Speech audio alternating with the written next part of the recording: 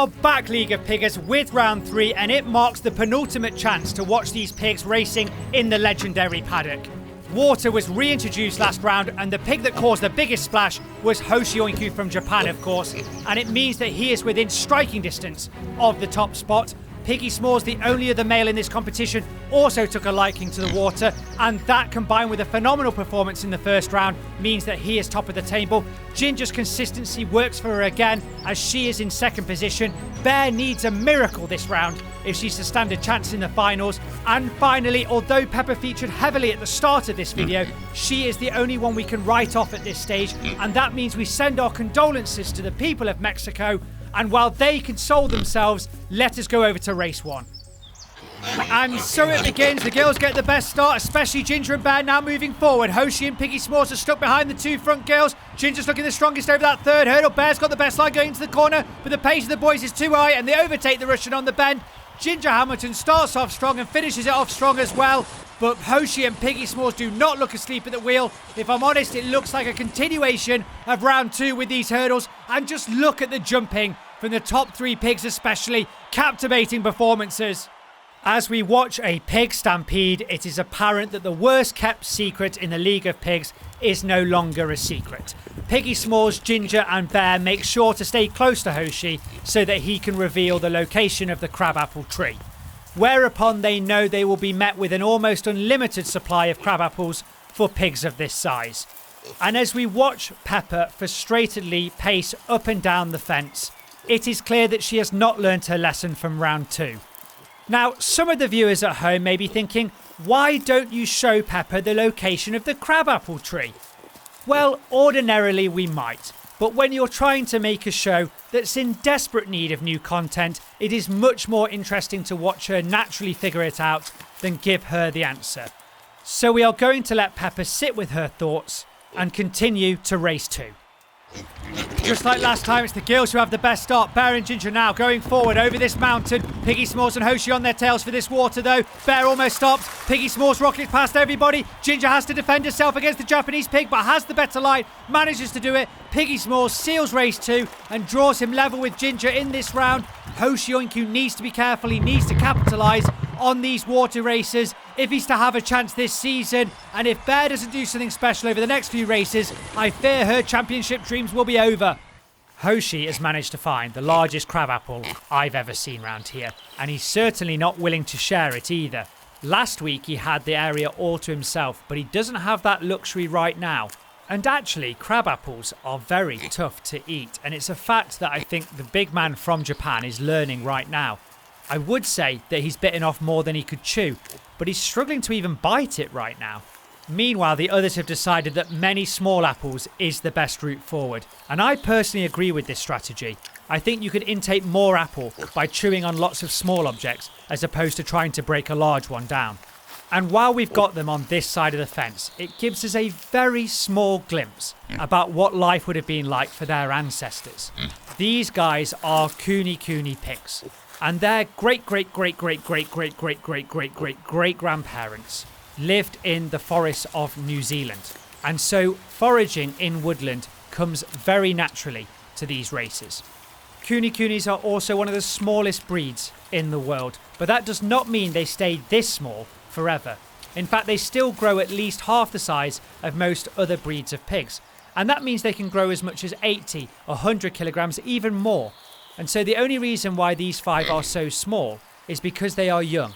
But I think we're starting to see why they grow so big. They certainly don't have any guilt about intaking this much sugar in one sitting. Thank God there's no such thing as pig diabetes. Anyway, on to race 3. The third race begins and Bear and Hoshi take the initiative here. Ginger's also in the mix, but as they go over the hill, Hoshi pushes his advantage to the water. Bear slowed right down. Piggy S'mores has come out of nowhere to overtake everyone, and now he's trying to overtake the leader here, Hoshi. I don't think he managed to do it. A record's certainly been set by some pig, and it's Hoshi Oinku that sets the record on this water course and finally starts to capitalise on these water races this round. That said, the American Piggy S'mores hasn't had a bad race this round, and we're going to see another replay of Bear because she's been doing it every single time with this water course. She hesitates way too much, and I'm starting to think the far side is the shallow side because she's picking it every single time. Manages to still overtake Pepper on the final corner. The pigs returned back into Piggy Heaven, but of course they all took a packed lunch with them, and Piggy S'mores is enjoying his right here. Pepper is so frustrated about not receiving a crab apple today that she tries to take Piggy S'mores' lunch, but good luck trying to get an apple from S'mores. I have never seen him lose an apple to another pig. And I don't know what you're going to do, Pepper, I really don't, because there's no apples in the area at all. Oh, actually, that's clever, that might work. It does, and she receives a sympathy apple from the cameraman. Let's see how long she can keep on to that.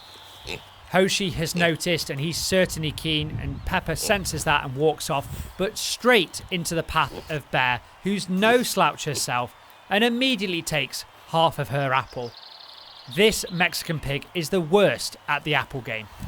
The door hits the floor, and as is almost customary, Bear gets the best start. Hoshi's also there, so is Pepper. This is looking like a very similar race to the last one, except Piggy S'mores is too far behind. Japan look like they're going to win it here with Ginger in second. What just happened with Piggy S'mores? He was fifth as they hit the mountain. He was still fifth as they entered the water. Yet in the last few metres, Snatcher's second out of nowhere. His awareness of other pigs is second to none. He senses that going to the right of Hoshi is going to slow him down too much, so makes a last-minute correction, and it pays off wonderfully.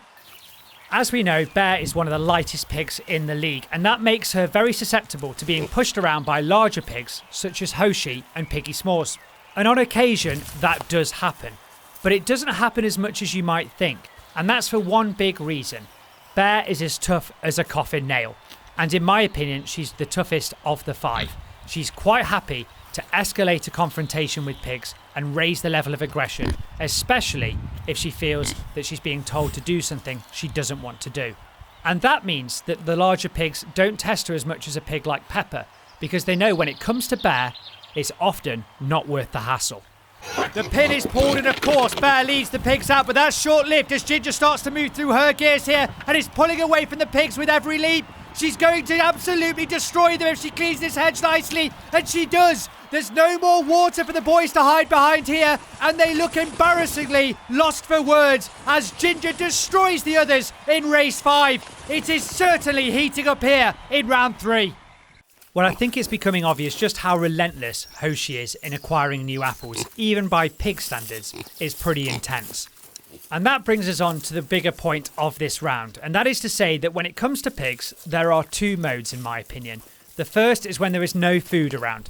The pigs are very calm, very curious, and often seek affection from other pigs or even humans as well.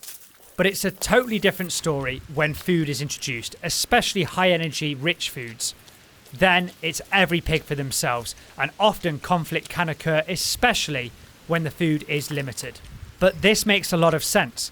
Pigs have a very dense build and grow much quicker than many other animals, so it feels logical that they are constantly looking for calories to fuel that.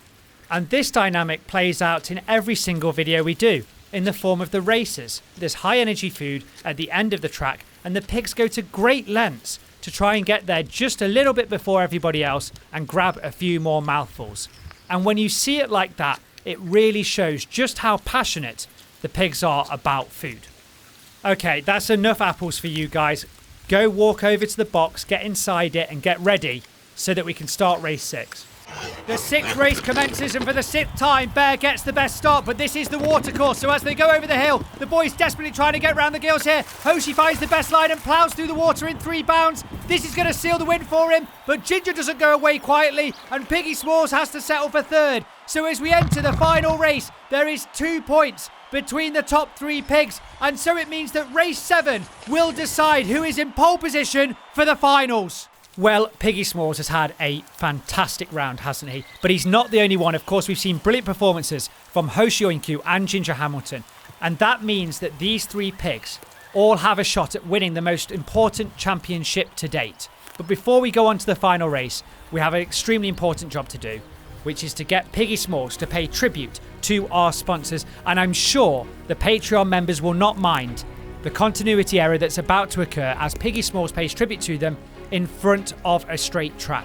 So without further ado, thank you so much to the race team principals. You guys give an absurd amount to us each month. I don't understand it fully, but I am touched by it. And the same could be said, of course, to the chief engineers and the race team members as well. And who could forget the race team marshals? You guys are a lovely addition to this enterprise, so thank you to all of you as well. And with that, let us go over to the final race of this round and find out which pig will be in pole position for the finals. The final race begins, and it's Pepper Sanchez leading the pigs out, would you believe it? Hoshi and Ginger are battling for second. I cannot see Piggy Smalls, and that's dire for the American. Mexico's going to get the second win of this season. Yes, they do. But their timing could not have been worse for the others, as she takes the majority of the points in that race, leaving wafer-thin margins between the rest of them. But Ginger Hamilton's second place ensures that she is in pole position as the pigs head into these finals. Just look at the points table. Ginger Hamilton's win this round ensures that she's at the top of the table, but only 4 points separate the top 3 pigs, and this ensures we're going to have a superb finals. But right now, all I want to do is thank you so much, League of Piggers, for watching, and we'll see you soon.